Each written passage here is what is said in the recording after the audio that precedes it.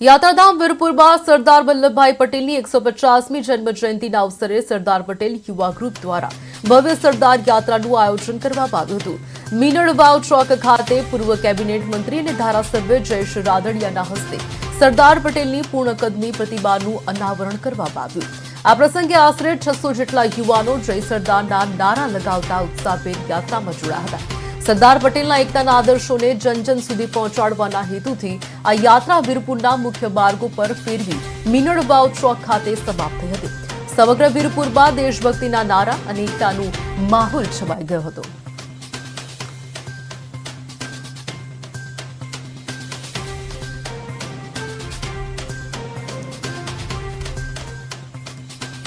એકત્રીસમી October એટલે એકતા દિવસ અને આજના દિવસે જેતપુર તાલુકાના વીરપુર ખાતે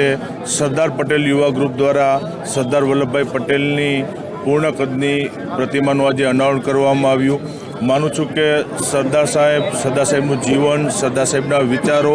એ વર્ષો સુધી આવનારી પેઢી ઉપર કાયમી માટે પ્રેરણાદાયી રૂપ રહેશે અને જે રીતે આજે વીરપુરને આંગણે સરદાર વલ્લભભાઈ પટેલની પ્રતિમાનું અનાવરણ થયું છે, સરદાર પટેલ યુવા ગ્રુપના તમામ મિત્રોને હૃદયપૂર્વકના અભિનંદન આપું છું અને સરદાર વલ્લભભાઈ પટેલની પ્રતિમા અહીંથી નીકળતા એમના દર્શન થાય, એમને જોઈ અને એમને જીવેલું જીવન, એમને આપેલા માર્ગદર્શન એ કાયમી માટે આવનારી વર્ષો સુધી ભારતભરની પેઢીની અંદર કાયમી માટે ઉતારી જાય એવું એનું જીવન હતું અને વીરપુરને આંગણે આજે પૂર્ણ કદની સરદાર વલ્લભભાઈ પટેલની પ્રતિમા